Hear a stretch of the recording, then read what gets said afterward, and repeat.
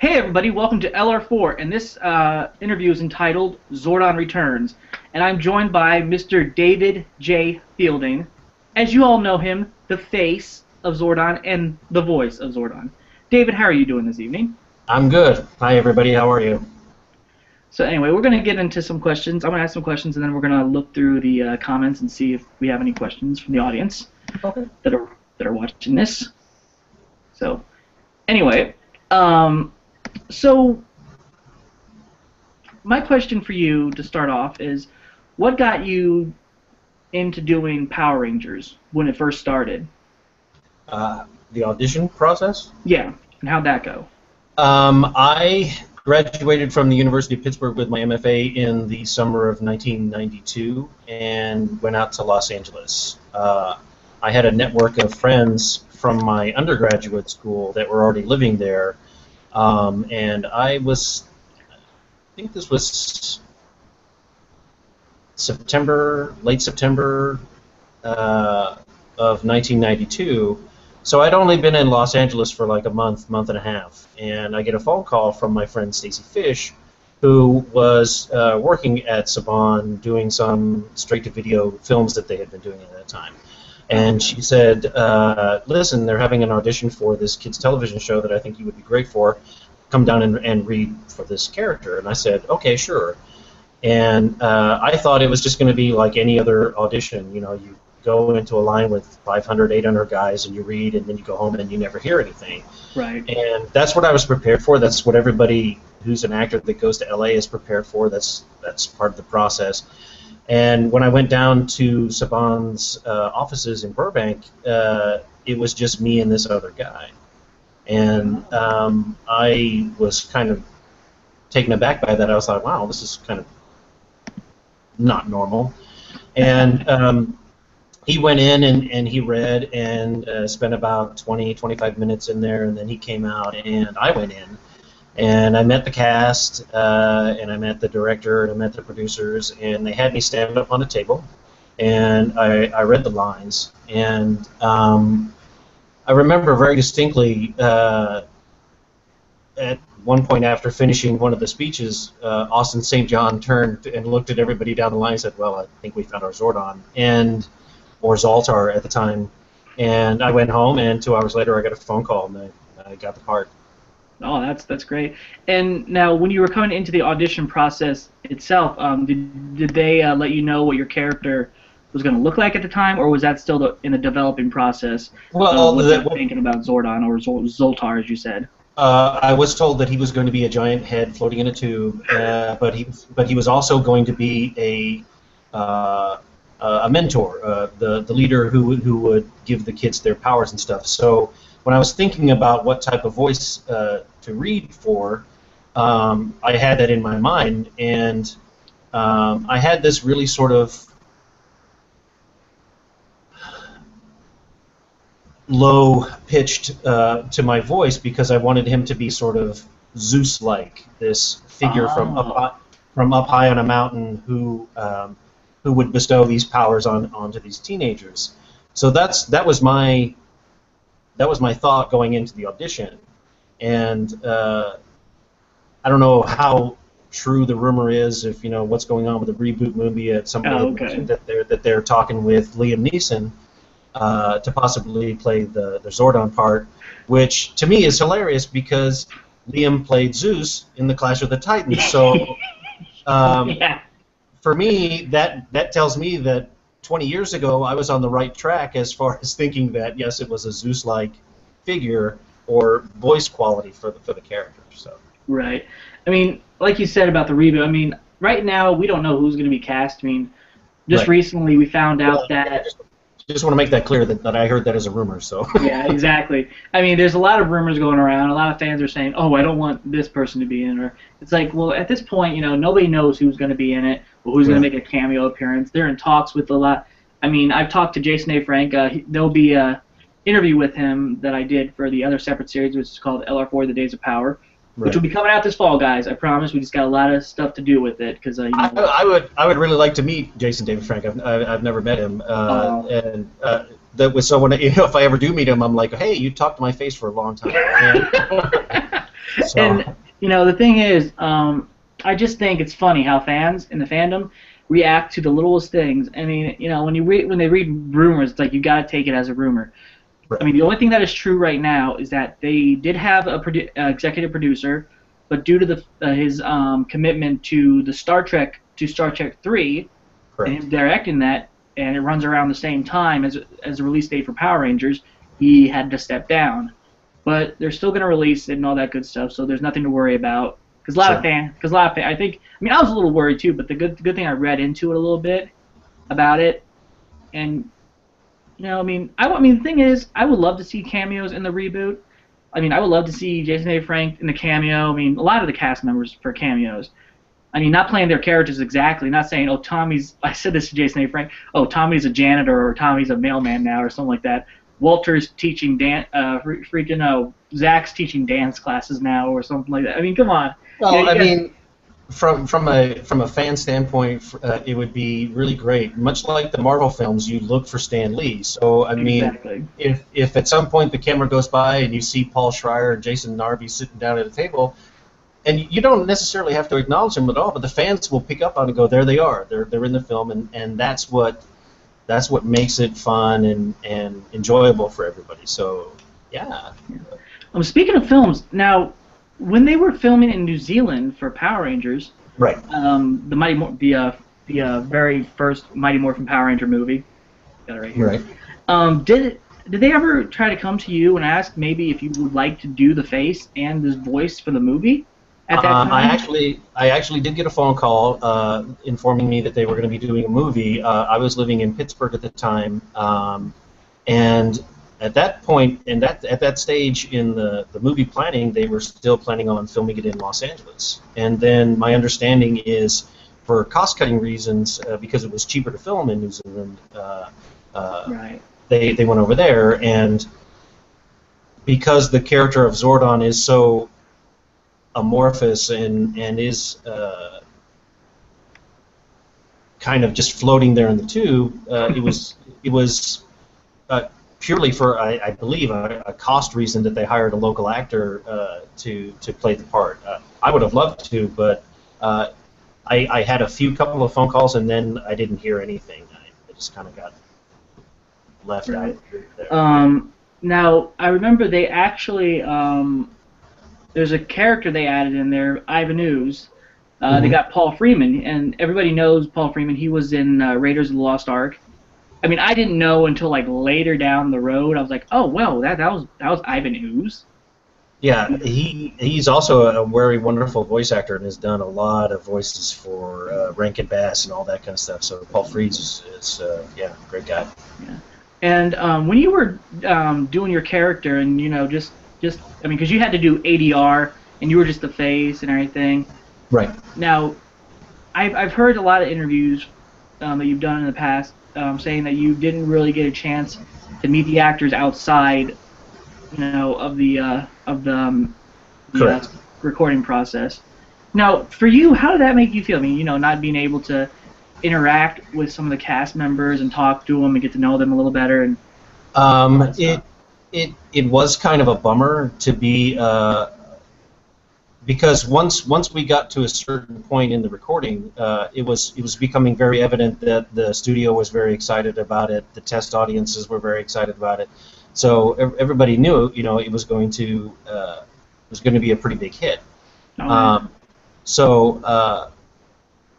But again, the way the business works, it's all about how much you spend and how much you can save and that sort of thing. And so from an actor standpoint, it was really kind of a blow to the ego to be told that, well, you're just going to be the voice actor. They never made any sort of approach to ever film the character again, which is why when you watch, Zordon's mouth is kind of fuzzed over. You don't really see his lips move that much because they didn't want to have to match his lip movements to the ADR. They wanted to be able to just write the lines and have him say the lines. So it was kind of a bummer. I mean, I was able to visit the set once. I went out and walked around the Angel Grove juice bar, but I unfortunately never really got to know any of the other actors very well. Paul and Jason I would meet in the ADR booth every now and then because I know Paul did some monster voices. I don't know if Jason ever did, but so we would interact and say hi and that kind of thing. But generally in the ADR booth, you're generally by yourself. So you may pass somebody in the hall. I remember talking with Richard Horvitz, the voice of Alpha, a couple of times. I was like, hey buddy, how's it going? But but it was always like you have this amount of time to do it. And you're in the booth for 2 hours and trying to make sure that your line is only 3 seconds long because it needs to fit, So, yeah, from an actor standpoint, it was kind of a bummer to be a part of it and not be a part of it. Right. But at the end of the day, to be a part of something that was really positive for a lot of people is very gratifying. Oh, okay, all right. Now, you were at Power Morphicon this year, and I did an interview with you there, which we'll be posting that later on with LR4, the Days of Power, like I said. Now, seeing this many people from different part of the United States and different parts overseas and everything like that, I mean, what was your first thought on going to this convention that's based for Power Ranger fans? I was very humbled that they asked me to go because honestly, throughout the years, I wasn't aware of how much of an impact the character actually had. 2 years ago, I was invited to go to a small convention in Pittsburgh called TekashoCon, and actually did a Q&A with the audience there, and was really kind of floored by the fact that there were all these people that looked up to Zordon and thought that Zordon was a very important part. Because myself, it was like, well, it's all about the suits and the Zords and the fighting the monsters and stuff like that. So as I was going through my life and doing my thing, I didn't really pay attention to how much the character might have been impacting people. So when I went to Paramorphicon, and this was my first real big con, so I didn't have anything that was advertising who I was or what I was. I was just sitting there at the table, and everybody else had these wonderful banners that advertised who they were and what character they play on the show, and I felt really kind of that I was like, oh man, you look like the homeless guy just sitting here.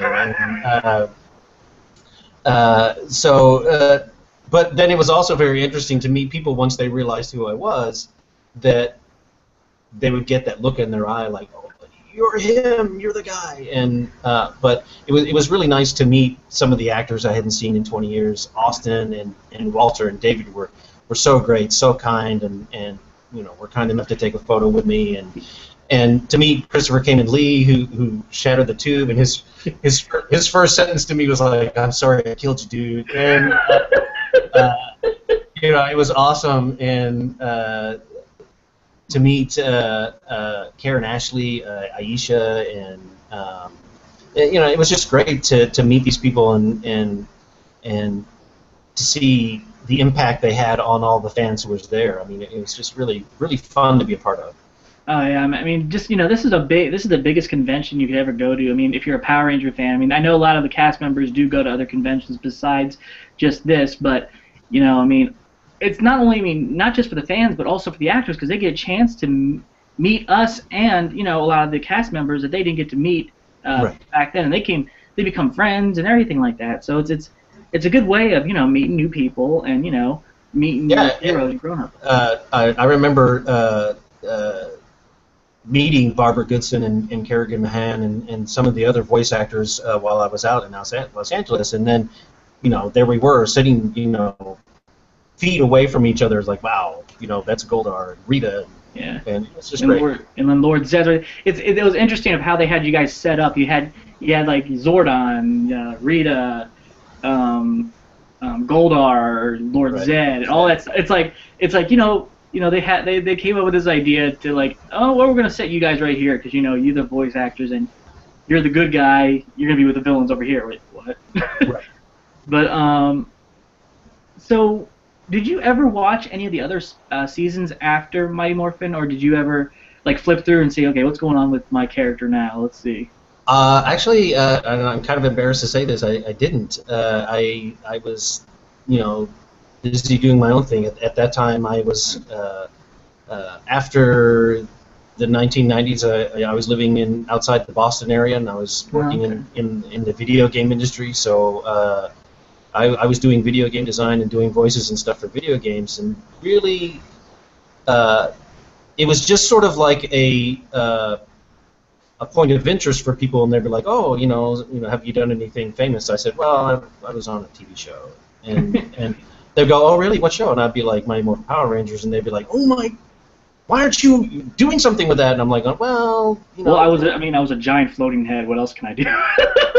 Right. I mean, and again, and some of the episodes, Zordon is only in it for like, I don't know, seconds. He's not in it for he's not what you would call like a co-star or something like that. He's so as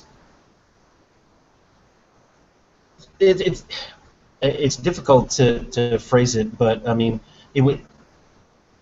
I don't know how to actually phrase it. It didn't seem like it was. It's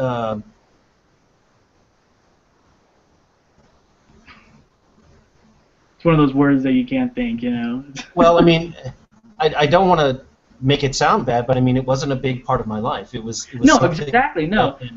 And it's as we've gotten past the 20th anniversary, it's suddenly become a bigger part of my life because now there's all these conventions and people go and stuff like that. So I'm just very excited that I've been re-included into the family. So I mean that's great.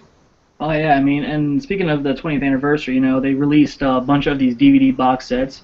Yeah. All that, and once I got them, I'm like, what, I'm gonna start rewatching every season, and I finished all up to the Mega sets, all up to Mega Force, and I did not get that giant helmet set because it was just too expensive. And since I already had this, it's like, I'm already gonna get the other Mega sets anyway, so what's the point of getting that? Right. But it's interesting, what they did with Mega Force. I don't know if you know this, but they had a character playing a homage to Zordon named Gosei. And I actually watched the first episode of Mega Force, and when Gosei said that he was Zordon's protege, I was like, yes. I was thinking Zordon lives a little bit, so that's. I was thinking when he said that my mentor Zordon left me here, I'm like, he left you there? Well, gee, dude, what were you doing this whole time? You just, I'm sure there'll be other Rangers, while they're in space, Well, they gotta rescue. That's the really awesome thing about. What do you call it? Retcon. When you retcon a comic book or something like that, it's like, what was Zordon's thought process? It's like, I will create Gosei and I will stick him on a wall, knowing that at some point someone will shatter my tube and my energy will be dispersed, but there will be somebody to carry on my name. I mean, that's how far in the future does Zordon actually see? Exactly. And then he'll leave a little robot that looks like Wall-E from Pixar and or Johnny Five. I mean, a lot of people, when they first heard that, not only they were going to have like a Zordon homage character like Gosei, they were also going to have like an Alpha 5 character, and I'm like, oh, okay, that's going to be interesting. And then when I first saw him, I'm like, how did they get this idea? It's like, okay, let's see, what are we going to use? Do we actually want to use somebody in a suit, or we just want to use something on wheels that doesn't have any arms? Well, that's the whole thing about how they put a TV show together. I mean, as far as like testing it out, which robot design really sparks with the kids, Oh, yeah.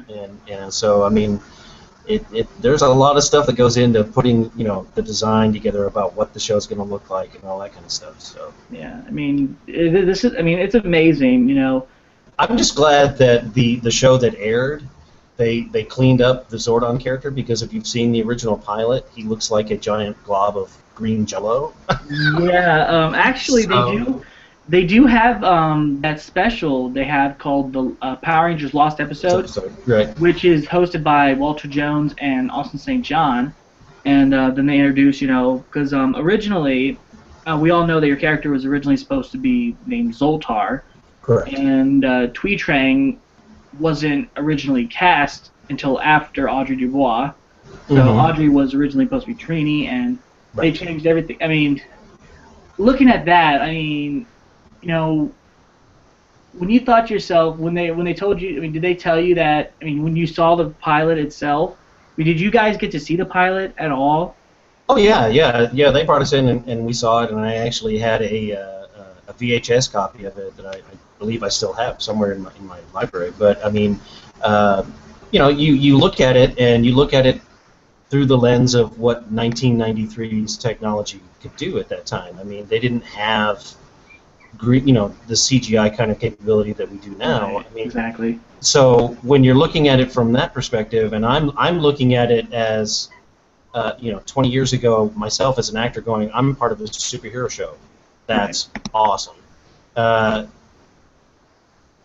Yes, it looks completely bizarre, but I mean, I'm just very glad that they cleaned it up. So you could tell it's my face.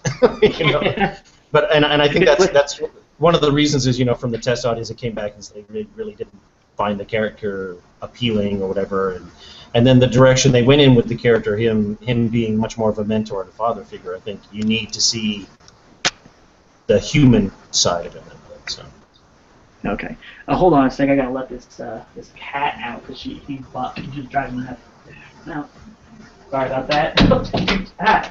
People are just probably thinking to themselves, "Why are you doing that? What are you doing?" Letting the cat out. But after years, they changed the characters a lot. I mean, they brought in new cast members, and now I heard something. Now during Turbo, Jason David Frank did mention this, and I mention this all the time. He did say that Saban was originally, because the thing is, Jason David Frank wanted to leave in mid-season of Turbo because he didn't want to end up continuing after that. He wanted to move on and continue doing what he's doing because he owns his own martial arts studios and it's a franchise too. So sure. And he said that, well, if you leave, then we're going to fire the rest of the cast. And that's what he said. And I'm thinking to myself, I mean, he's like, well, I didn't want to get anybody fired, so he told them that. And, him, Catherine Sutherland, Johnny Young Bosch, and Nakia Burris, they said, okay, well, if you're going to be like that, we're all out. Good luck of finding them new cast members, Because, I mean, when you hear stuff like that, what do you have to say about that kind of stuff? Just because one character leaves, they're going to fire somebody because he makes the money, pretty much. I mean, it just seems like that. Well, you have to. Well, first of all, I just want to say I think it's great that the cast bonded together and did that, and let their intention was to leave as a group. I mean, I love the idea of that solidarity, which also is a major theme of the show. You're in a team, you help your team, you stand by your teammates. I mean, that's what the Power Rangers stand for. That being said, I mean, I appreciate the actors standing up for one another. And the show was always about the toys, the merchandise. We were made very aware of that. The reason that they wanted to do the show was so that they could put things on the store shelves that people would buy, and that's where the money was. That's what was driving the production, because the first season the production values were pretty simple. There was a lot of stuff done on one set in the juice bar that they didn't have to go outside and do anything, and then they would just filter in all the Japanese footage to do that. So it always comes down to how much is it going to cost and who's going to pay for it. And Haim Saban was very shrewd and businesslike when it came to as far as protecting the property. So again, you have to listen to what I'm saying, and as Right. through the filter of experience, because yes, on one hand, it's completely curse word. I can't say curse word. It's completely crappy uh, that decisions are made simply on a cost-like basis, because from a fan standpoint, you want to see the characters continue. You want to see them move on, which is why when you watch the first Power Rangers movie, where's Jason, where's Walter? Yeah. Well, where's Austin? Where's that? Yeah, Yeah, Austin, exactly. Austin Walker. Where are these guys? And that was my first thought, because I hadn't been keeping up with the series, and I didn't know what was going on as far as contract negotiations and so forth. But I also, at the same time, I wasn't surprised to hear that, because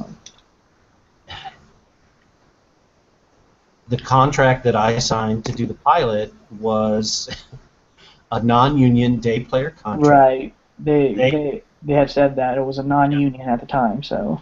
And they owned the footage, so they could do whatever they wanted to with it, which from a cost-cutting, money-saving aspect is fantastic, because they used that footage for 6 years, or for however long the character was on the series before they killed him off. So, you have to sort of stand up and go, well played, that you got away with that. But on the other hand, it's like, oh, that's really not fair. Yeah. And it should be fair. I mean, because, it seems like from this day, I'm a big fan of Jason David Frank. I'm a big fan of a lot of the cast members. I don't choose or pick either way. Seems like, have you noticed, a lot of people have, like, oh, well, we want Jason David Frank back because, because his character made a lot of money. Now, what do you take on that? Because, I think that's kind of kind of true in a way, but in your standpoint, what do you think that, because they brought back Jason A. Frank for the final of Super Mega Force, because they haven't aired it yet, but what do you think about that? Because What do I think about them bringing him back, or the fans? People thinking, like me, for instance, thinking that, it's because he was popular with the fans, and his character, his toys, and everything made the money. Right. And because if I don't know if you know this, but they've been releasing a lot of more stuff for his character, like the Dragon Dagger, the coin, all that stuff. Now, do you think they're using his character as a way to make a profit? I don't know. I really can't comment on that, because I don't know what I don't know what sort of transaction is taking place between JDF and Saban, or whoever's making the toys. I can't comment on that. I don't have any knowledge about that. Okay. But to try to address your question, I look at it this way: if Marvel came out with like another Iron Man movie, and it wasn't Robert Downey Jr. as Tony Stark, oh God. As a fan, I would be like, going, well, it's not Tony Stark. It's somebody who's playing Robert Downey Jr. playing Tony Stark. So the fact that Jason David Frank's character, well, all of them really, because they haven't replaced Jason with any other actor. It's always Austin St. John. Oh, exactly. Zach has not been replaced. As they don't call anybody, Zach. It's always Walter Jones. So they haven't actually recast the character, and I think that's smart on their part. To try to keep that face and that person associated with that character. So, but as far as like if they keep bringing them back, that's great, because that pleases the fans and that keeps people watching. Right. And as long as the actors are willing and available to do it, that's great. Now, back to what you just said there about not calling them Zach or anything like different, using the same name. Now, if in the movie, do you think the reboot movie that's coming out, do you think it would be smart to use, like the name Zach, Jason, Trini, Kimberly, and Billy again just for that reboot, or would you think it'd be a better idea to possibly, do a whole new name since it's a reboot, they're redoing it and everything, instead of Well, just using the same name? if and this is solely my take. I don't know how anybody else feels about it. If they're doing a reboot, you use the same character names. Okay. Because it's a reboot. It's not a reimagining of it. Yeah. So my supposition is that the reboot will be the same character names but different actors. Well, yeah, definitely. Because if they're going to have Zordon and they're going to have Rita and all of those guys, then the Power Rangers are Jason, Kimberly, Walter, Billy, and Trini. Mm-hmm. And that's at least that's my take on it. Okay. That's a good take on it, and I agree with you 100% on that. Not saying that, if they ended up changing names, their characters' names, and all that stuff, it's like, well, what can you do at the end? It's their decision. You choose to see it if you want. That's just how it is. I don't know if anybody knows this. A lot of people probably do already. But you're going to be involved in a fan film that's still in the process of being, that's still in post-production. Right. I know these guys as well because I've talked to them plenty of times. Okay. Called the MMPR fan film. Correct. Now, what can you say about? Have you done any work with them for the project? Well, I'm not exactly sure how much I can say, but I can say that I have provided voice for the character of Zordon for one scene. That was, I want to say, like a month before I went to Morphicon. I actually recorded that. So. Okay. All right. Well, that's some good news. And also, I know those guys are kind of worried because when they announced that they were going to do a reboot fan film, a reboot of the film, they were like, oh no, where does that leave us? Because there was a lot of support. There was a lot of people that were excited about the MMPR film. So, right. Well, I'm hoping that things go well. Well, the thing is, when people, were you saying that the producer and the director were worried, or the people themselves? Like fans and everything. Well, the producer and director, I had an email from them wondering, and they had just mentioned in the email that they were kind of wondering what was going to happen now that the reboot had been announced. So. Well, the thing is, since they're doing their own thing with their fan film, I think it's still going to be really good. They're still doing their take on it, right, and everything, and which is not a bad thing. A lot of people are doing fan films. There's been, there's been, like recently, I told you about Zordon of Eltar. You've seen for that. Yes. Yeah. And you recently, yesterday, you watched another film you did, Teenagers with Attitude. I had seen the trailer for Teenagers with Attitude. I had actually seen the trailer for Zordon of Eltar as well, and I watched the full episode of Teenagers with Attitude. So what do you think of that? I'm betting that Cisco and a lot of the actors are wondering, ooh, what do you think? I thought it was great. And the amazing thing for me was that they shot it in one weekend. According to the site, they filmed it on 2 days over a weekend. My question for them is, did you actually film in Hawaii? Because if you did, that's awesome. If they all live and work in Hawaii, I'm really jealous about that. But I really enjoyed it.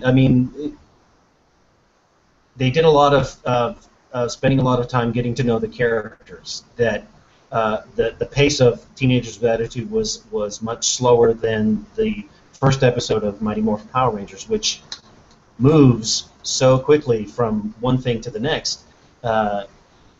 And they did a lot of really nice character things with that Teenagers with Attitude. The whole opening sequence in space with the mother and father, and you know, Rita's rebirth, and I thought it was a nice little twist that the astronaut on the space station was called Finster, and then she possessed him, and I thought that was a really nice twist on things. You know, instead of these kind of goofy and cheesy little monsters, she takes this person and twists him into one of her little playthings. I thought that was great.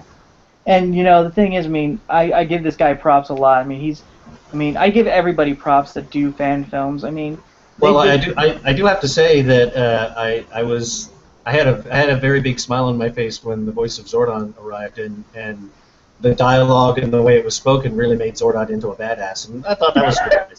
So. Yeah, exactly. I mean, it was awesome. I mean, seeing that, you know, their take on Zordon, and then doing all this, it's just amazing that, you know, how they could, you know, interpret this stuff. You know, I mean, they're not, you know, they take. As an actor and a writer, that's what you hope. Exactly. That's what you hope, that the work that you did inspires something else that will then in turn inspire somebody else, and just keep the whole thing going, and making people's lives fun and enjoyable, and giving them something to look to that says this is awesome. I thought that was great. So. I mean, when I first, you know, when it finally was released, I've seen the previews and everything for it, and I mean, I've been looking forward to everything for this, because I mean, it just seems, I mean, it just blew me away when I first saw it, you know, and I would just, you know, how they interpret Zordon in there, instead of being in like a tube, you know, just a big head exploding in a tube, he materialized from just out of nowhere. It was just in the set of the command center, everything that he did, and what the cool thing is, that was green screen and how he did that, and I was just blown away of how he did everything on that, you know, just how he did his interpretation of the. Well, you know, you watch the trailer for Zordon and Eltar, and there he is in this sort of superhero outfit with the big mask, and I was thinking, that's awesome. That Zordon is a badass. You know, that's cool. It kind of makes you think to yourself, why did they give me that character back then? Nowadays, I mean, I'm just a floating head. I just tell them, okay, kids, you know, go do this work. I'm just gonna sit here and watch you do your job, and then I'll let Alpha, you know, give you weapons and everything. And no, there you go. Oh, Tommy needs a recharge. Hold on a sec. But it's. Well, I mean, I was rewatching the transition episode where they brought Aisha and Adam and Rocky into the. Was it Zeo? Wasn't that when they came over? That was actually, it was called the power transfer. Power transfer was when they were transferred his powers to. Right, because Trini and Zach and Jason were all going to some sort of peace conference or something. Yeah. And the dialogue that they gave to Zordon was kind of, well, we just kind of tossed it off. There didn't seem to be, and again, this is just my opinion. I mean, you know, it's anybody else can disagree with it, but I mean, it didn't seem.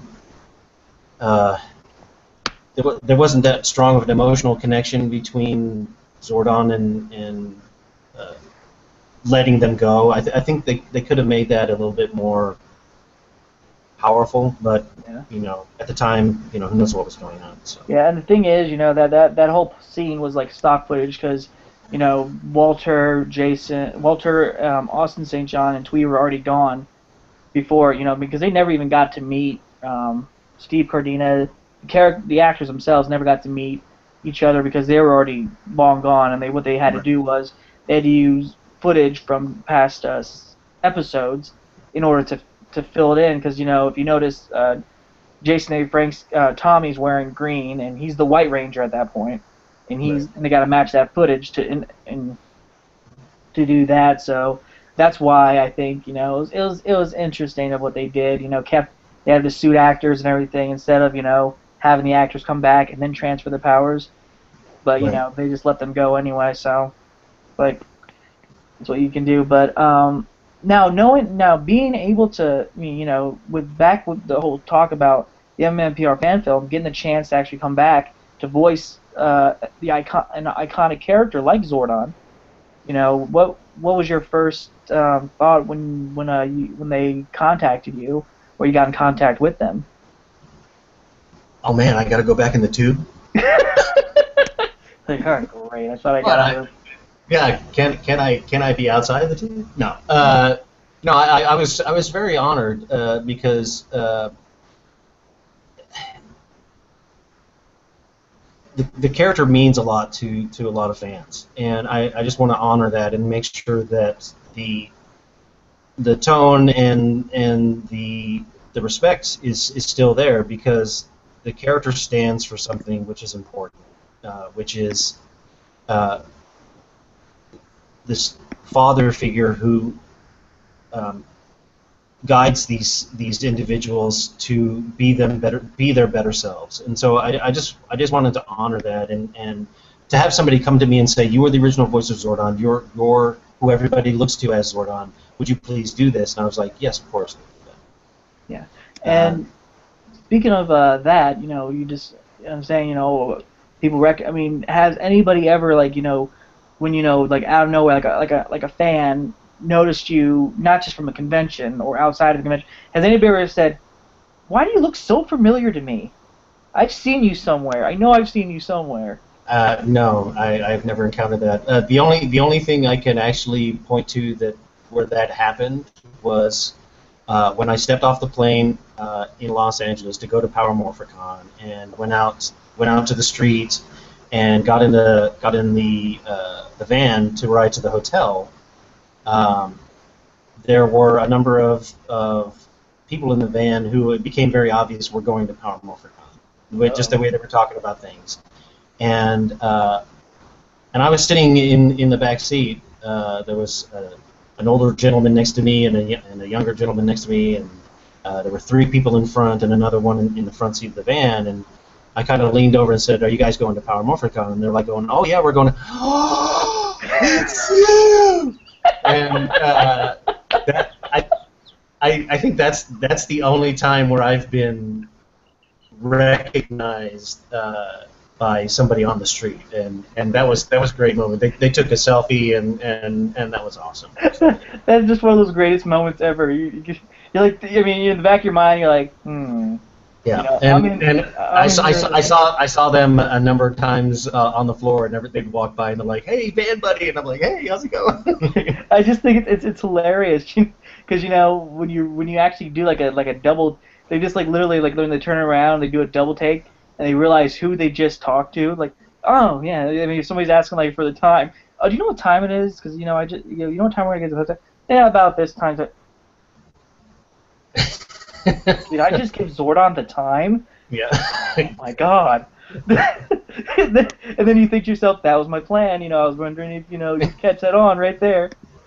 Exactly. But it was it's just, I just love asking those kind of questions, because a lot of people, because I mean, luckily, I mean, 3 or 4 years ago, I actually got a chance to go to Disney World in Florida, and I was walking around with a friend. And they had that was the same time that Disney still owned the Power Rangers, so they had the Power Rangers live show there, and they had the characters running around in the suits, and my friend was like, "Dude, you need to go tell them who you are," and I'm like, going, "They don't know who I am." It has to walk up to some street performer actor who's got like a pink Power Ranger suit on and go, "Hey, by the way, I played Zordon." They'd be like, "Yeah, okay, thanks, buddy, move along." So I'm the guy in the tube, Zordon. Yeah. But people that are watching this right now, guys, if you want, just put your comments on the comment section below. Feel free to ask him questions. I've been doing this, you can ask him questions. Don't be shy. You're not. He's on the back seat, waiting to pop out and go, "Hey, guess who's here?"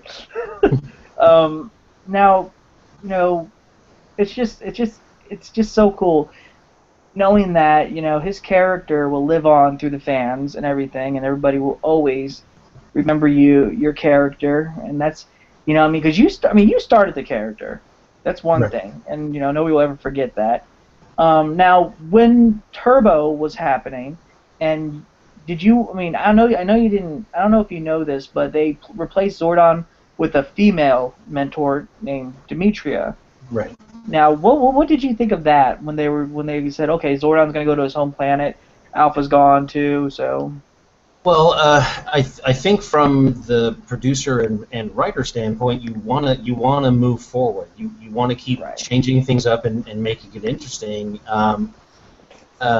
So from a writer standpoint, I completely understand why they would do something like that. And also, I think they were getting to the point where it's like, we're reusing the same footage over and over and over, Yeah. and it does get kind of old after a while to have to write around certain head movements or whatever it was that I did that day during the filming, and I think if you watch a lot of the episodes before Anders destroys the tube, it's kind of almost stop motion where the head kind of moves very jerkily or whatever. So they were trying to do different things, to make it look different than what it had before. So. And that's the thing about that episode, the final episode where Zordon, sacrifices himself in order to save the whole world, from evil. And, that's the thing. I mean, everybody, because, he's, I mean, at the time you're thinking, oh, yes, Andros is there. He can save him. And then Zordon says there's only one way you can save this. Shatter my tube. And that's when you think to yourself, in your mind you're thinking, don't you dare. Don't you dare shatter that tube. Right. Get him out of here. I really have to come to Christopher Kamen Lee's defense here, because I know that a lot of people give him such grief over that. But, you have to remember that Zordon asked him to do it. Exactly. And he did exactly what the hero does. I mean, out of just complete love, for his mentor, yes, I will do this. And for me, from a writer standpoint, and from an actor standpoint, from knowing what is going to have an emotional impact on a viewer, I thought that was such a great moment that, and it speaks volumes about how they felt about the character and how important he was. And how true he was to his character. He didn't try to bargain. He didn't try to save his life. He basically said, "This is what needs to happen because heroes make a sacrifice," and that's exactly what Zordon. And I mean, it's interesting. I should have told Christopher this. I should have said, "Hey, Christopher, man, if anybody ever gives you that grief with Zordon, just say, hey, he told me to do it. Okay? He said, just take that spiral saber to my tube." There was a moment on the floor at Morphicon where he again it got brought up that you killed Zordon, and then I was like, no, it's for the greater good, and Chris was like, exactly, the greater good. That was exactly what I said. Yes. But these cosplayers, I can't remember. I don't want to butcher their name, but they had a Zordon tube, a Zordon thing there at Morphicon this year. Jay's Cosplay, is that who you're talking about? Yes, that's who I'm talking about, yeah. Yes. And I saw that was amazing. Yeah, Amy and Lance are wonderful people. Hi, Amy. Hi, Lance. Those guys are amazing. And they actually gifted me the Zordon face that they had in the back of the tube. My last day there, they came over and said, "We have a gift for you." And they actually gave me that big picture of my face. So that... Wow. Now it's hanging on your wall. You're like, great. Now I'm looking at myself right there. You have guests over. Oh, here's my face right there. Well, thanks to them, I have a surprise at the next con that I'm going to. So that is awesome. They helped me on that. So. But that is, I mean, that was really awesome. And there was a young man by the name of Neil. I can't remember his last name, but he had the whole Zordon in the tube and the Rangers in front of him. Yes. And that was amazing. I actually got to wear that, and yeah, I saw that picture too. Now let's talk about seeing, because I mean that since this was your first ever convention ever going to, now seeing these people dress up as the characters, now what was going through your mind at that time, seeing all these people dress up in the spandex with the helmets and all that stuff? It's awesome. The fact that the show or anything like that gives them so much passion and excitement, I think that's awesome. That's such a positive thing. There's nothing negative about it at all. Oh no, definitely not. And No. you know, it's just because it's fans. It's what fans they love. They love these characters. And When I was growing up, the only time that you got to be Iron Man or Captain America was at Halloween, or exactly. when you were in your backyard, putting a little towel around her neck and pretending you were Superman. That was the only time. Now it's become a thing where it's great to dress up as a superhero. Yeah. And to me that's great. Yeah, and and also you're also going to another convention, which is going to be in Lexington, Lexington Right. Comic and Toy Convention. Are you looking forward to being able to attend that? I'm very much looking forward to attend that. I think there might be another one before then, but it hasn't been announced yet. Okay. And I hope it continues. I would love to attend more. It's just a matter of which convention wants you and that sort of thing. So. Oh yeah, definitely. And I know a lot of people. Sometimes like, oh well, you were just in there for a certain amount of time. But it's like, you got to realize that these characters were more than just in there for a certain amount of time. They were still part of the franchise, part of the season. Like some people would say, oh well, Audrey Dubois was only in there for one episode for the pilot that was never aired, only through the special. And I Right. say, well, you know what? That is complete bull. She was still a part of it. She was still a big part of it, whether or not she was in the full season or not. She was still a big part of it. Audrey's great. Audrey, she's a very great person, and I've talked to her plenty of times, and she's doing a lot, and a lot of people have said, oh well, now she's trying to live in the image, because live in the image of Trini, and that's not the thing. She's not trying to do that. It's just she's given her fans, she was Trini, but she's not saying that she was the only person that played the Yellow Ranger. Right. Because Tui Trang was the original. She was the original pilot Trini. She came from the pilot. Tui Trang was the original Yellow Ranger. Correct. That's the thing when fans take that in the wrong sense, and I don't think that's right. When people think that, they interpret things a little too much, and they got to understand that, that's not what they're saying. They're not saying, oh well, since this person's passed, I'm gonna live up to their hype or something like that. It's like, no, that's not what they're doing. They're just, she was honored, I consider it more of an honor that she's doing what she's doing. Well, that's I think in the back of all of the actors' minds is that we do this for the fans because the fans are what make the show. Exactly.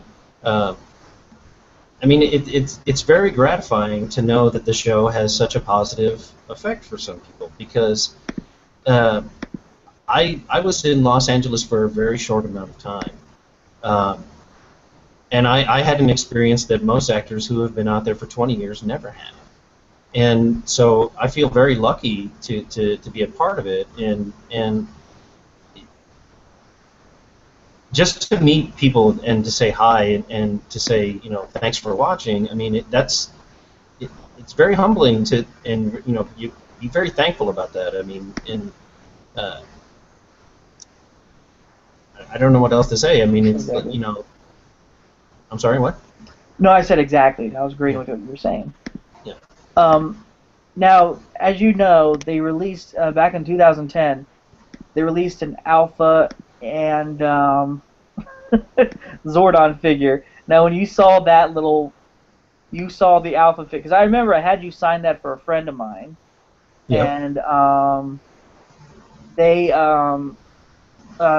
you told me. Now, when you first saw that, what were you thinking? You're like, oh boy. Did you when you saw that little head in a jar? My you want to know the honest truth? Yeah, go ahead. I gotta hear this. This is great. My first thought was I win at life because I have an action figure. Oh, you have the Zordon. Yeah, someone gifted it to me, but as far as like being able to, to me, that's a little bit more exciting. You know, if somebody goes, well, tell us something interesting about yourself, I'd be like, well, I have an action figure. Yeah. It's not. Oh, I was a part of a television show. It's no. I have an action figure. There's an action figure of me. Yeah. Because Just I'm just as big of a geek as everybody else. well, yeah. There's nothing wrong with that at all. Action figures are awesome, and to know that there's it doesn't it looks nothing like me, but it doesn't care. I don't care. It's like Zordon has an action figure, and to me that's awesome. Now I think who the head looks like though. To me, it looks like Patrick Stewart from Star Trek, and just a little bit like Patrick Stewart's head in a jar. And I'm thinking to myself, they do such a great job at these action figures. Yeah, interesting fact. The same ADR studio where we recorded voices for MMPR, they did voice recording for Star Trek: The Next Generation. So. Oh, yeah. And I know that they actually filmed outside the building, the House of Book, I think it was called. Yep. It's still called, and it's still there. And they filmed a lot of things from different shows. They filmed it from Star Trek, all that stuff, and they used that. Now, I'm trying to think. When they were filming on site, do you know? Did they actually come outside the building during Day of the Dumpster? I don't know. I wasn't there when they did that. Oh, okay. So I can't speak to that really. Oh, okay. Now, if Saban ever came to you to be a cameo, just a cameo in the movie, would you do it? That's a big question. I think a lot of people would love to see Zordon outside the tube. Yes, I would do that. I mean, my problem is that I hate the way I look on camera. But yes, of course I would do that. I mean, because again, it's for the fans. Oh yeah, definitely. And because the thing is, it's like, sometimes. Now that doesn't mean that I want to sign the same kind of contract I had before. Oh no, definitely not. But I mean, yeah, I mean, if they came to me and said, "Would you want to do this?" I would be like, "Yes, of course I would." Oh well, yeah. I mean, a lot of fans would love to see a lot of the cast members come back, and why not? Somebody, the guy that played Zordon, right. And just if you're just in there for a brief cameo, it's like, well, okay, do it, because. And then it's like, where's Waldo? Okay, where is he? I know he's in there. Oh, there he is, right there. He's on the park bench, right over there, feeding the pigeons. He's right over there. I mean, the thing is, one thing that, going back to Jason A. Frank, he did say that the script would have to be good, not just saying, oh, Tommy's in a mailroom or something like that. And I do agree with that, because it does have to have a good script to it, and it's got to make sense to them. And fans are just not pointing out like, oh, well, there he is. What is he doing in here? It's like, because a lot of fans, I like is for it to be, to fulfill the needs of the fans that have grown up with the series, and also something new for the new generation fans. Mm-hmm. So it kind of, that way it appeases to everybody, and I think that's what they should do. Hopefully that's what their plan is, because I've read some stuff, well, since the executive producer left because of Star Trek, I hope that they stick with the idea that they do want to have cameos in there. They do want to bring certain people back just for a brief appearance. Not as their characters or anything like that, because sure, just I like that. I know a lot of people would also love to see Jason Narvi and Paul Schreier, because those guys. Now, did they? That they were very. Now, the last Power Morphicon, not this, the previous one back in 2012. Did you hear what happened at that Power Morphicon? No, I did not. Okay, well, there was a panel they were doing, Paul Schreier and Jason Narvi, as usual, the Bulk and Skull panel, and they were demonstrating slapstick comedy, pretty much. And they had these pie tins and they bought like I don't know how many cans. I mean, I wasn't at the panel, but I saw it on YouTube and everything. They bought whipped cream, filled it up, and they were gonna do like a pie smack face gag, and they let some people come up and do that. And Paul was wearing like his this leather cap thing that you would wear if you were on a bike. And apparently he said that the guy was like literally ready to like smash into his face, but Paul turned his head, and part of the whipped cream got onto the wall. And to go to find out, the wall was a fabric wall.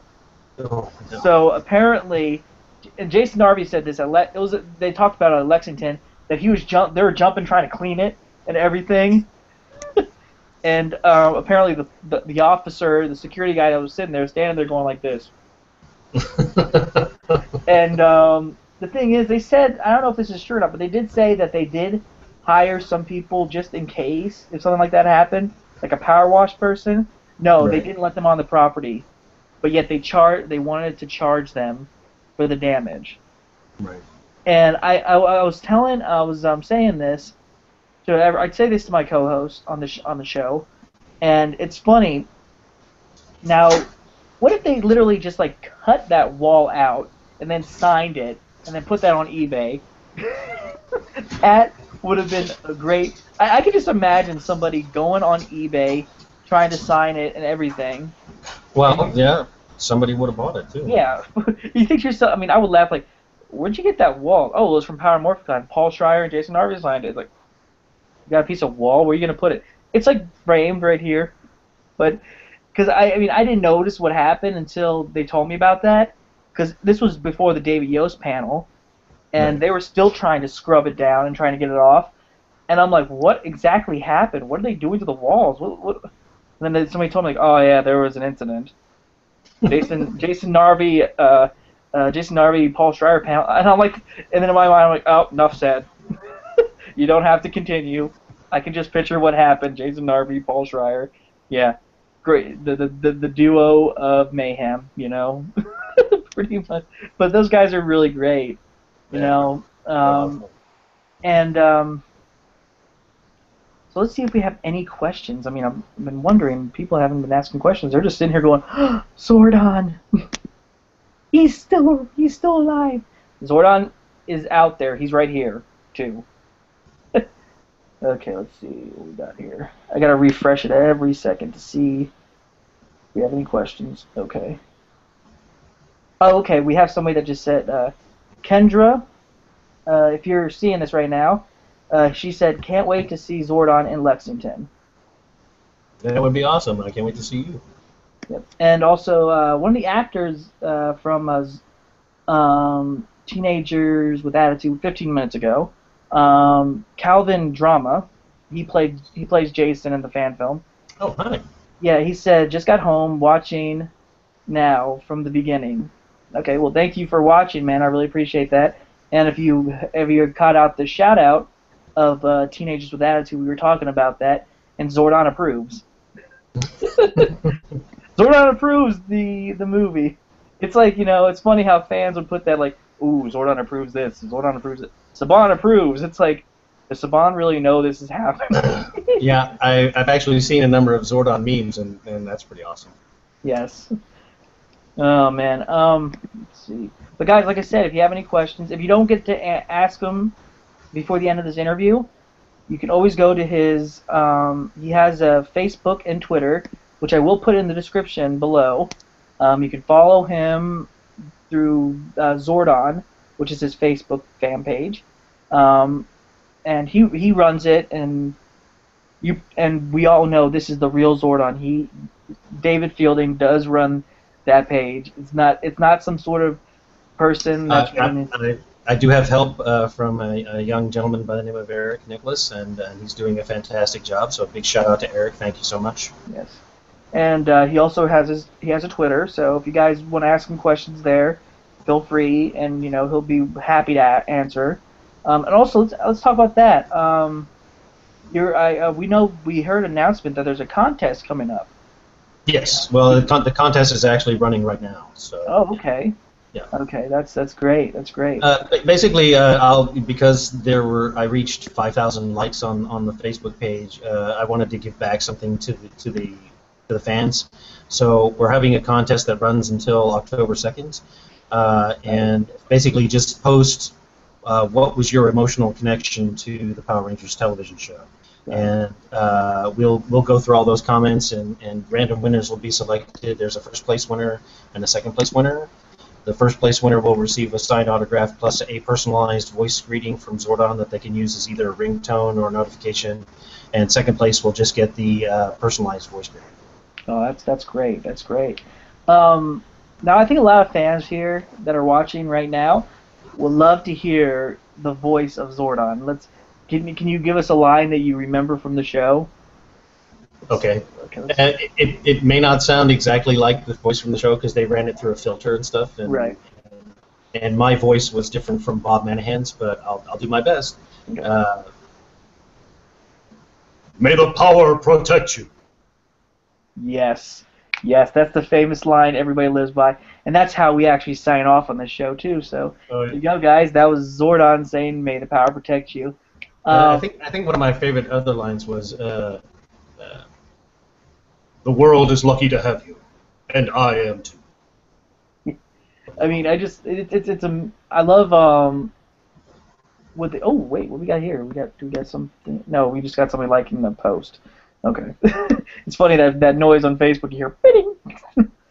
Now when you first got to meet Richard, the voice of Alpha 5, I mean, when I first met him, I mean, this is not a bad thing, but I had no idea how high pitched his voice was. Yeah. I had no idea because I know a lot of actors could do that. He's very talented and he's done a lot of stuff. I mean, Invader Zim, that's fantastic. So. Hey, when I met him, like, oh wow, I did not expect that when I met him, and it was just so cool. I mean, he did the voice of Alpha, and I'm like, oh, this is so cool. I think the one that always makes me giggle is when fans don't realize that it was a girl in the suit and a boy doing the voice, or a man doing the voice. Yeah, I mean, actually, that's what's really crazy. I'm friends with Sandy. Sandy is awesome. Hi, Sandy. Yeah, I actually she asked me to help her out with her fan page, and I set it up for her, and she runs it. She runs the fan page, and she does answer questions and all that. And you know, I'm one of her. I'm an admin on there, so. You know, if she needs anything, I'm there to help out. And we've been trying to, I've been trying to see, you know, she's been trying to get to Power Morphicon. Hopefully, we'll get her there next time. Because I mean, it would be great. I mean, I know a lot of people, you know, sometimes, you know, I don't want anybody to ever say like, oh, well, she was just a suit actress. Well, she made the character come to life. You know, that's the whole point. You know, without her movement. You would have just had, you know, just a... Right, and I mean, and that's a very, you know, very much like what happened to me. I mean, it's just, you know, it's just a face that they use over and over, and you know, and being in the suit is kind of being faceless and doing nothing. But you have to give props to somebody who goes there every day, puts it on, walks around, and does her thing, and you know, that's great. I had no idea that a woman was inside that suit. I mean, because you know you have the voice of a boy doing the voice, and then we have an inside joke where we're going to do a road movie with Zordon and Alpha, but just travel around. Just you know, Alpha drives the truck and Zordon's in the back. You know, pull over, Dairy Queen. You know. Pull over to McDonald's. I'll order. Right. Hey, can I get a Big Mac? Alpha, what do you want? I can't eat, so quiet. Alpha, morph me some French fries. Yeah. I'm surprised they never ever did that for the movie McDonald's commercial because they had Jason A. Frank do the voice for the White Ranger when he pulled over this family. Like, are you gonna eat those fries? It's like come on, you can have Zordon in there or something. Alpha, order us a pizza from Pizza Hut. Yeah, I mean, I just love how you know, there's so many opportunities. A lot of there's this thing called, if you ever look this up, this is oh god, I don't know why I'm telling you, but this is. Have you ever heard of collegehumor.com? Yes. Did you ever heard of Zordon is a racist? Yes. Yes. When you saw that, I've got to know, what did you think? The first reaction? I laughed my butt off because it's funny because it's true. Exactly. I don't think that they ever intended it to be that No, way, no, it wasn't intended. but just it's so obvious at sometimes, and so the college humor thing, I thought it was brilliant. I thought it was yes, that's fine. Yeah, because I was actually, I mean, when they did the After Dark panel back in 2012 for Power Morphicon 3, um, I mentioned that to the actual. Like, have you ever seen these two parodies? The Zordon is a racist and Go Go Parody Rangers, which is a cartoon type of thing. And it's funny because you look at these and then some people are like, well, that's just offensive. You're really really offending my childhood. It's like they're not trying to. It's supposed to be funny. You're supposed to laugh at this kind of stuff, and that's what I do. I laugh about it because it's Right. hilarious and it's just crazy. Yeah. Imitation is the sincerest form of flattery. So yeah, that's fine. Yeah, and it's because a lot of people, because you think to yourselves, oh my god, if the actors saw that, they'll get offended. It's like I highly doubt that because they'll probably think to themselves, now why didn't we ever think of this? Why didn't we ever think of something to do this, as a little joke? I mean, a lot of fans love these kind of things. They make because Zordon, pointing out that I mean that the characters point out that the Black Ranger's black and it just made me laugh the whole time. And then next out of nowhere, here comes another guy that is African American. He's like, oh wow, really? Well, he's going to be another Black Ranger. he's like what? He's like, where did this guy come from? Just popped out of nowhere. But let's see if we have any questions very quick. All right, guys. Like I said, guys, if you don't get your questions in, you can always ask him at his Facebook and his Twitter, and David will be happy to answer. Let's just refresh this. Wish there was a way that you could see it on the side or something, but you have to refresh every time to the video. Let's see. Okay. Oh, well, I think we got something. Hold on. All right, here we go.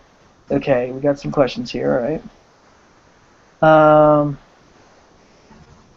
All right, cool. Okay, let's see. Will you? Okay, we got a question from Kendra again. I'll read that one very quick. Will you be signing autographs when you come to Lexington?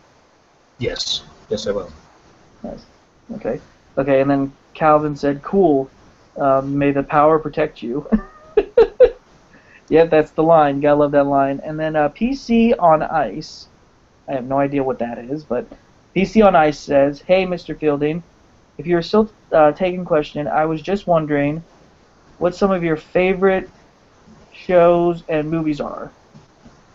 I'm a huge superhero fan, so I grew up reading all of the Marvel comic books, and to see them coming out now and being treated with such seriousness and I just love them. Captain America is my Zordon, so that's the kind of stuff that I really enjoy. Also,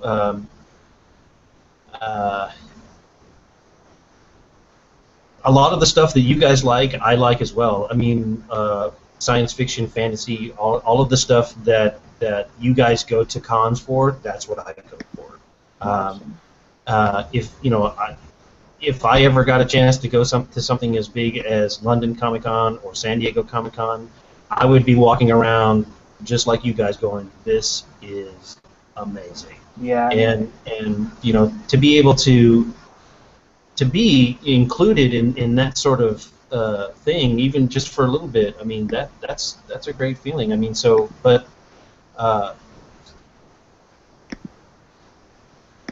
like all the stuff that you probably like, I will probably like too. Yeah, and the thing is, because it's amazing when you go to these conventions. Like I said in the past, earlier during this interview, it's amazing of what you see. You're seeing like all this stuff, that you've grown up with, like I said, Power Rangers, and then like you said, Marvel, DC or anything whatsoever. It's just completely mind blowing of what they can do. Uh, I'm a big cinematic score fan. I have like over 900 albums of music from films that I really enjoy. That's kind of like my hobby. I collect all the music that plays in the background while you're watching the movie. Right. So, and you know, the majority of my movie soundtrack collection is, you know, The Matrix, superheroes, you know, all this kind of stuff. It's just, I'm one of you guys. So. Yeah, exactly. One of the question I've got for you, David, is: are you a Doctor Who fan? I am a Doctor Who fan. I don't watch it. That's really? the thing. My father was in the Air Force, and my mother is English. So I grew up the first part of my life living in a suburb outside of London, and I remember going to a department store when I was about 4 or 5 years old to go see Santa Claus. And in order to get to Santa Claus, you had to go inside the TARDIS, and they would spin the TARDIS around, and then they would open the door, and then you would be at Santa's workshop in the North Pole. So I remember very clearly knowing and understanding that Doctor Who was a kind of a big deal. So, but I mean, again, you know, I don't watch the show, so I hope that doesn't lose me any sort of cred. But Sure, it's fine. Yeah, I know the character and everything. Yeah, I mean, he's still going on from this day. I mean, this show's been going on for years. I mean, I wasn't, I didn't really know anything about it until my friend Danielle. Hi, Danielle. Also one of our admins on the page. She got me into Doctor Who. And his character is a time traveler, and now that would be interesting if they got you into to have a part in Doctor Who. Well, that would be one of those things where it's like, oh, it exists in the same universe, you know, or whatever. Yeah, I mean, it's a sci-fi, of course, you know, but that would be interesting. Doctor Who meets Zordon. Hey, you know, stranger things have happened, right? Exactly. Now we know where Zordon's been hanging out. The doctor came and visited him, and now he's gone. So, let's see. All right, guys, we're gonna just look through the questions very quick. We already went through a lot of them so far. These are the same ones. Okay. We'll do 2 more questions from here, and if we don't get any by that time, we'll, like I said, just you can always message him. Let's see. Hold on. Let's see. Okay, we already did that one. We did that question. Oh, okay, alright, here we go. Calvin asks, my question, if it hasn't been asked already, who would you consider your favorite ranger of the six rangers? Who's your favorite ranger? Billy is my favorite ranger, simply because I identified with his character, because I was very much like that as a kid. I was a geek, I was a nerd, I liked computers, I liked writing and stuff. So Billy was always the one that I identified with, and I really enjoyed what they did with his arc in the show. How he went from somebody who was kind of insecure and unsure, and then became very much a leader. Billy is my answer. Yeah, and David Yo's mentioned, that's not how he was at all. I mean, he because of the scientific talk and anything, he wasn't like that outside of his character. Because a lot of people ask, like, so would you base yourself off of Billy? Because how much of yourself did you put into Billy? And I think he said, well, not really anything, not myself anything, because I wasn't really the geeky type. I don't think. They just. Well, as an actor, it's like a coat you put on. You put it on, and then you take it off. Yeah, and the thing is, I just think it's interesting. This show has been going on for 21 years, and we're going to be going. And next year is the 22nd season, which is dinosaur-based, Dino Charge, which is interesting of how they're doing that. And a lot of people. That's when I saw the trailer for Zordon of Eltar, and they went outside, and you see that there are dinosaurs walking around on the planet. And I was like, see, you get it. You got the idea. You understand what's going on. Exactly. And I like how they interpret, the White Ranger's powers, because Zordon represents the light. Because the White Ranger came from the light of good, and then the Green Ranger, was good, was twisted, turned evil by Rita. Right. And I love their interpretation. I love where fans come up with these ideas, and that's the thing, we all know, Saban, it's like, well, this is his baby, he owns the rights, but, I think fans, should be allowed, in ways, they're not making money off of this, so that's a good thing, but it's just, they're putting their own take on their story, Well, like I said, I think it's great. The fact that the show inspired that kind of creativity and that kind of effort, and the way it's done really well. It's filmed really well. Exactly. It looks very professional. So, congratulations. And also, I haven't said anything about this yet, but me and my friend Richard, we were thinking about maybe doing something based on the villains themselves. Have a backstory for them. And say, they weren't really bad, they were turned bad. They were twisted, evil. Do something like that. And I was thinking maybe, doing something based on Lord Zed's character when he goes in Dark Spectre and everything like that. Right now... Well, I don't know if I should talk about that, but that's... Okay, go on. Well, I was, whenever I would talk about the show, it was always in the back of my head, it's like, well, what exactly is it between Zordon and Rita? Did they used to go out? Were they a couple? And is it, and their whole breakup was just sort of like, I get these guys and you get the other, and they fight it out that way. So that is a good question. Yeah, maybe we should add that to the script. Rita and Zordon had a thing. And that's right. Now, and then it's just for 20 years, it's just a big lovers' tiff. Yeah, they weren't enemies. They loved each other, and then out of nowhere, Master Vile didn't have it, and then she put him. No, it wasn't Rita that put him in the time warp. It was Master Vile. So they got that all twisted. So yeah, it's funny because it's a tragic love story. You chose Zed over me. You chose Zed over me. He's missing some skin. I'm a floating head. Well, okay. You think yourself like, why did you choose me? No. I think Zordon actually does have a body. It's just that his head is the only thing that projects through the tube. Yeah. That's just my take.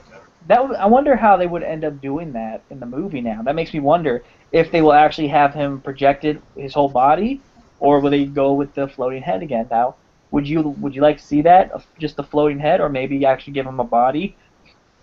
Well, it's. I think you sort of have to kind of do what they're doing in a lot of shows these days. Oh. I don't know. I'm a big fan of like I said, of the Marvel Universe, and I watched the pilot episode of this season's Agents of S.H.I.E.L.D. And they had what, from the comic books, could be sort of a laughable character. They had Absorbing Man. And Crusher Creel in the TV series came across as something completely awesome. And they did it in such a way that not only did they do a modern-day take on Crusher Creel, but they also paid homage to him in the comic book, because in the comic book, when he first battled with Thor, he did it with a ball and chain. And he actually had the ball and chain in the TV series, and to me, that was like, that's what you need to do. So if in the reboot movie they do have Zordon in a time-dimensional warp and it's just his head, they need to find a way to sort of have that kind of take on it, that it pays homage to what the TV show has, but it also brings it into this day and age that says this is why it happens, or this is how it happens. So, yes, and let's get Sandy back in the Alpha 5 suit. I'm sure she would love that. Right now, she's probably, if she watches this, she's gonna kill him. She's like, really? Did you really have to say that? I have to get back in that suit? But it's funny because Oh, you know, it's fun. It's funny seeing a lot of. I mean, usually you don't see many cosplayers as Alpha, but you saw one at Power Morphicon this year. That was pretty interesting. I love how somebody took that actually did that in the Zordon cosplay. It's just it's like you know they put a lot of yeah Zordon. It's funny. I mean, I love doing that voice. Oh, do you remember a villain named? Do you remember one of the monsters, Pudgy Pig? Freaking Yes. giant. Yeah. Second episode. Yes. I can do the voice for him. Let me do that very quick. Whoa, I'm hungry. Oh boy. You know, and then you had Ninjor. Everybody, I do that voice too. I am Ninja, which I think they gave him a little stereotypical hero kind of guy. I don't understand where they were going with that. I am Ninja. I'm on a big cloud. I don't know. You take a look at some of those monsters, you're like, what the heck is that? And they're actually thinking to themselves, water. Water. No wonder they're so freaking angry. They want some water. Give them some water.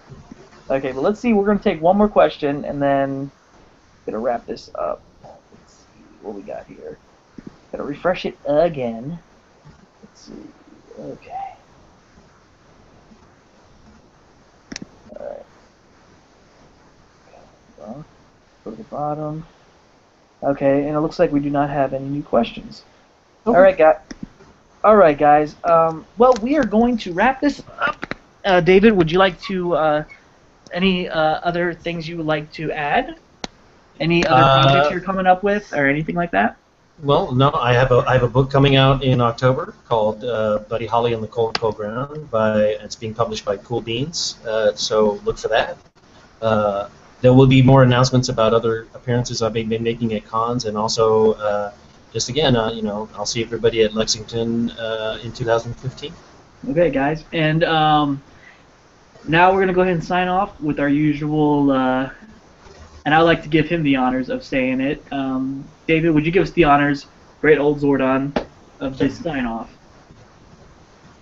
May the power protect you. All right.